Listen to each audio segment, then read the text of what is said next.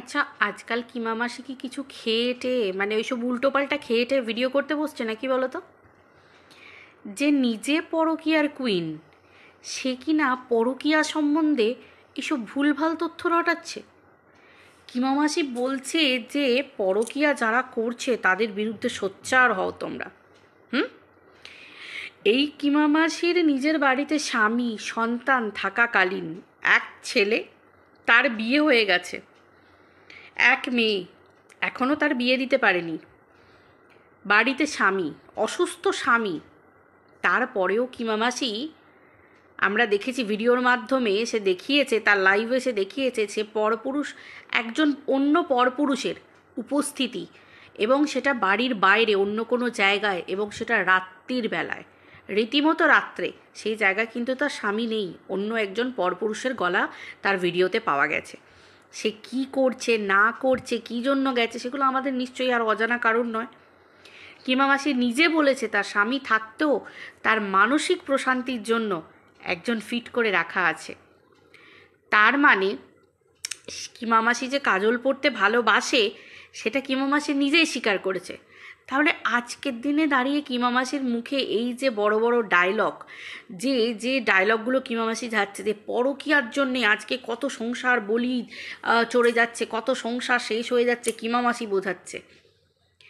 তো আমাদের তো প্রশ্ন এটাই ছিল যে কিমা মাসি নিজে পরকীয়ার কুইন হবার পরেও বাচ্চার বাবা কি করে কিমা মাসির মতো একটা নোংরা মহিলাকে তার বাড়িতে ঠাঁই দেয়, তার বউকে গাল দেওয়ার জন্য, তার বউকে নোংরা নষ্টা প্রমাণ করার জন্য। এটা নিয়েই তো আমরা চিন্তায় থাকতাম যে ছাত্রী এটা আবার কি ধরনের হলো, বাচ্চার বাবা কাকে ঘরে তুললো, এ তো নিজেই পরকীয়ার কুইন, তাকে ঘরে তুললো। তার বাচ্চার বাবার বক্তব্য হচ্ছে তার বউ পরকীয়ারত, তার বউ পরকীয়া করে তাকে ঠকিয়েছে, তার সন্তানকে রেখে বেরিয়ে গেছে, বাচ্চার বাবার বক্তব্য। তাহলে আজকে কিমা মাসি এই যে কথাবার্তাগুলো বলছে, এবং কিমা মাসির বক্তব্য হচ্ছে যে টিনাকে যদি, মানে টিনাকে আমরা যারা সাপোর্ট করেছি টিনাকে সেই মুহূর্তে, বা এখনও যারা আমরা টিনাকে সাপোর্ট করছি সেই মুহূর্তগুলোর ক্ষেত্রে, যে টিনাকে যদি আমরা সাপোর্ট না করতাম সেই মুহূর্তে, তাহলে টিনা সংসারে ফিরে যেত। সিরিয়াসলি আমার মনে হচ্ছে কিছু ভুলভাল কিছু খেয়ে টেয়ে কিমা মাসি ভিডিও করছে।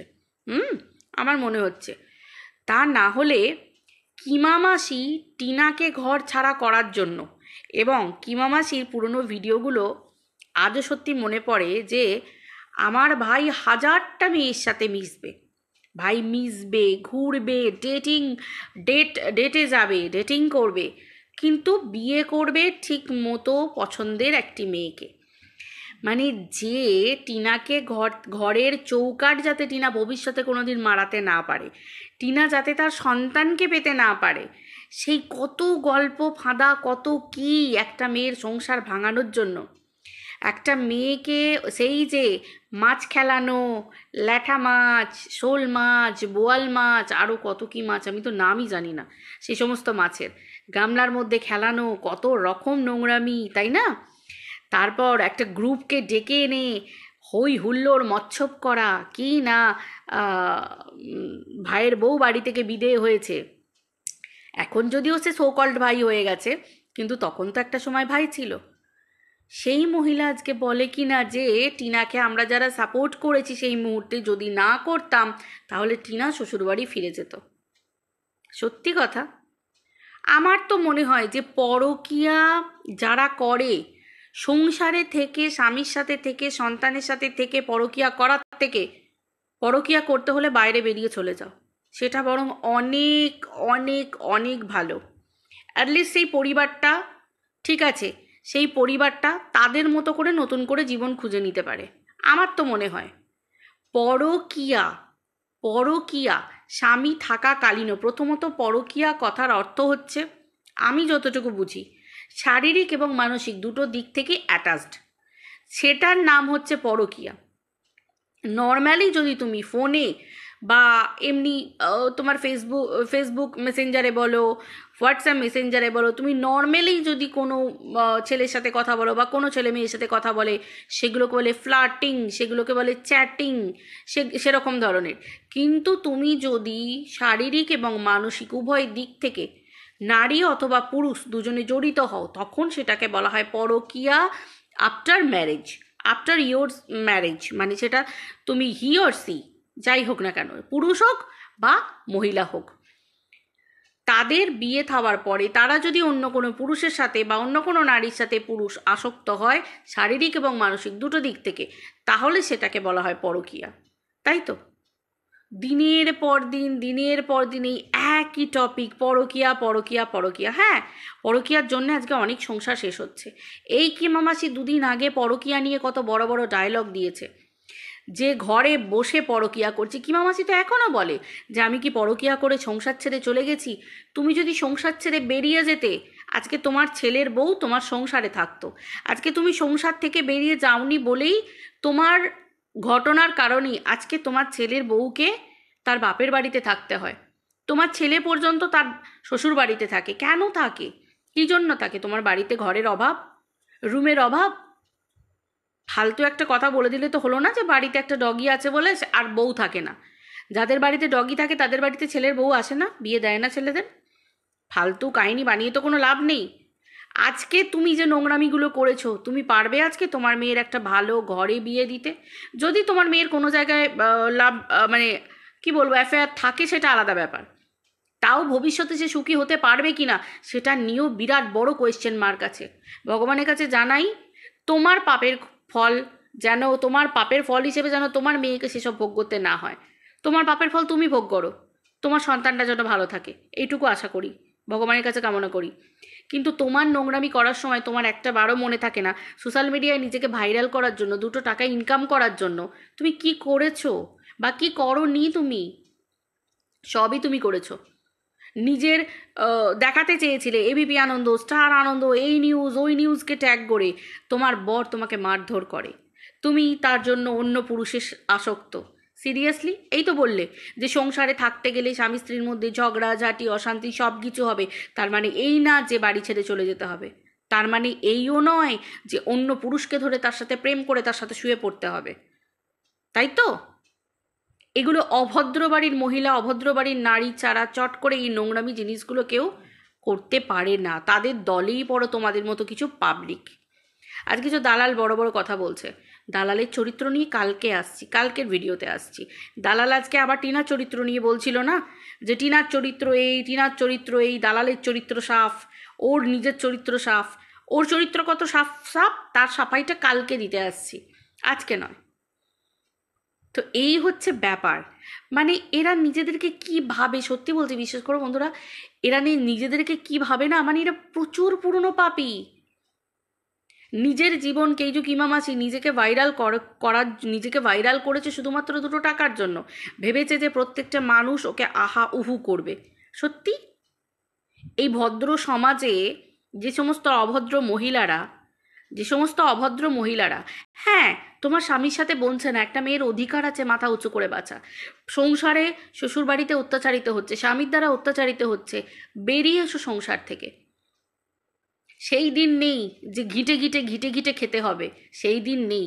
তবে হ্যাঁ, আমার কাছে কথা হচ্ছে একটাই, যে যদি প্রথম থেকে কোনো মানুষ, নারী বা পুরুষ বুঝতে পারে যে তাদের স্বামী স্ত্রীর মধ্যে বনিবনা হচ্ছে না, তাদের মধ্যে অশান্তি লেগে থাকছে, আমার মনে হয় তাদের না সন্তান না নেওয়াটাই বেটার। কারণ বেশিরভাগ ক্ষেত্রে এই পরকীয়ার মানে পরকীয়ার ফলস্বরূপ ভোগ করছে কারা বলো তো? এই ছোট্ট বাচ্চাগুলো, শিশুগুলো। তারা তো কোনো পাপ করেনি, শুধুমাত্র একটু শারীরিক প্রশান্তির জন্য একটা করে সন্তান পেদা করে দিচ্ছে। কিন্তু সন্তানের ঠেকা কোনো বাপ মা নিচ্ছে না। বাপ নিচ্ছে তো মা নিচ্ছে না, মা নিচ্ছে তো বাপ নিচ্ছে না। কোর্ট কাছারি হেনা তেনা, পেপার খোলো, নিউজ চ্যানেল দেখো, সব জায়গায় বিভিন্ন এনজিওর ব্লগ দেখো, সব এই এক জিনিস। মানে সন্তানটা হচ্ছে মুড়ি মুরকির মতো। মানে কি বলে ওটাকে, বলো না, সন্তান প্রসব করে দিলাম, ব্যাস হয়ে গেল, ঝামেলা মিটে গেল, তাই না? ভাত মুড়ি খেতে শিখে গেলে ব্যাস ব্যাস, আমাদের আর কি দরকার? বাপ মায়ের কোনো ব্যাপার না, আমাদের বিচ্ছেদ হয়ে যাবে, আমরা আবার দ্বিতীয়বার করে বিয়ে করে নেব। তো এগুলো তো পরকীয়ার ফল। অবশ্যই পরকীয়াটা তো বন্ধ হওয়া তো অবশ্যই দরকার, কিন্তু যেসব নারীরা সংসারে অত্যাচারিত হচ্ছে, স্বামীর দ্বারা অত্যাচারিত হচ্ছে, তারা বেরিয়ে আসুক। কিন্তু এইটুকুই রিকোয়েস্ট, যে যদি প্রথম থেকে বুঝতে পারো, সন্তান প্লিজ তোমরা নিও না। বাচ্চাগুলোর কোনো মানে কোনো কোনো বাচ্চাগুলোর কষ্ট পাওয়ার কোনো মানে ওদেরকেও কষ্ট দেওয়ার কোনো অধিকার কারণ নেই, কারণ নেই। তারা ছোট্ট ফুল, তারা কিচ্ছু জানে না, তারা বাবা মা কি মর্মটাই বুঝছে না, তখন বাবা মায়ের বিচ্ছেদ হয়ে যাচ্ছে। এই তো নোংরামো। কিমা মাসির মতো নোংরা মহিলারা যারা নিজে পরকিয়া করে বেড়ায়, তারা পরের বাড়িতে গিয়ে সংসার ভাঙিয়ে দিচ্ছে। একটা বাচ্চা মায়ের কোল থেকে বেরিয়ে আসছে যাতে না বাচ্চার মা পেতে পারে, সেই নিয়ে খেলা চলছে, খেলা খেলা। হই হট্টগোল, ফুর্তি, পিকনিক চলছে, মানে মচ্ছব মানাচ্ছে। বাইরের দেশ থেকে, বাইরের রাজ্য থেকে পয়সা আসছে, মায়ের কাছে সন্তান দেওয়া যাবে না। কি জিনিস, হ্যাঁ, কি খেলাটা না চলেছে। এই সমস্ত পাপের ফল তো মানুষকে এই জন্মেই ভোগ করতে হবে, যারা যারা নোংরামিটা করেছে, তাই না? মা কার সাথে বিয়ে করেছে, মা কার সাথে প্রেম করে চলে গেছে, বাপ কার সাথে প্রেম করেছে, সেটা বড় কথা নয়। বড় কথা হচ্ছে একটা ছোট বাচ্চার জীবনটা নিয়ে খেলেছে এরা। মাঝখানে এই বাচ্চাটার ভালো চাওয়ার নাম করে খেলা হয়েছে, একটা নোংরা খেলা হয়েছে। এরকম খেলা প্রতিনিয়ত হচ্ছে, প্রতিনিয়ত হচ্ছে। এরা আবার বড় বড় ডায়লগ মারতে আসছে, তাই না? বড় বড় ডায়লগ মারতে আসছে। অবশ্যই মায়েদের ক্ষেত্রে যদি দোষ দেখি অবশ্যই বলবো। টিনার ক্ষেত্রে যেটা আমার ভালো লাগেনি, আমি সেই জিনিসটা টিনার নিয়ে বলেছি। কিন্তু তার মানে এই নয় যে যে জিনিসগুলো চোখের সামনে দেখবো সেই জিনিসগুলো, কারণ এখানে আমি কাউকে তেল দিয়ে চলি না, না কারোর খাই, না কারোর পড়ি, না কারোর সাথে হলায় গলায় আছি। যার দোষ দেখবো, যার দেখবো ভুল, তাকে তো অবশ্যই বলবো, তাই না? মানে হাস্যকর ব্যাপার। পরকীয়ার ব্র্যান্ড অ্যাম্বাসাডার, পরকীয়ার কুইন, তিনি বলছেন যে পরকীয়ার বিরুদ্ধে সোচ্চার হও। সিরিয়াসলি? কিমা মাসিকে চ্যাংদোলা করে নিয়ে গিয়ে পাগলা গারদে বসিয়ে দিয়েছো। পুরো পুরো টাল্লু হয়ে গেছে, পুরো পাগল হয়ে গেছে। ঠিক আছে, ভীমরুতি ধরে গেছে কিমা মাসির, বয়স বেড়ে গেছে। এই এসআইআরের চাপে পড়ে না কিমা মাসির ভীমরুতি ধরে গেছে। কিমা মাসি বুঝতে পারছে না যে এখানে থাকবো না বাংলাদেশে যাব, না ডিটেনশন ক্যাম্পে যাব। বুঝতে পারছে না কিমা মাসি, ভীমরুতি ধরে গেছে। তারপর তো বয়সের একটা চাপ তো আছেই, তাই না? যত সব উঠে আসে। চলো বন্ধুরা, ভিডিওটা এই পর্যন্ত রাখছি। সবাই ভালো থেকো, টাটা।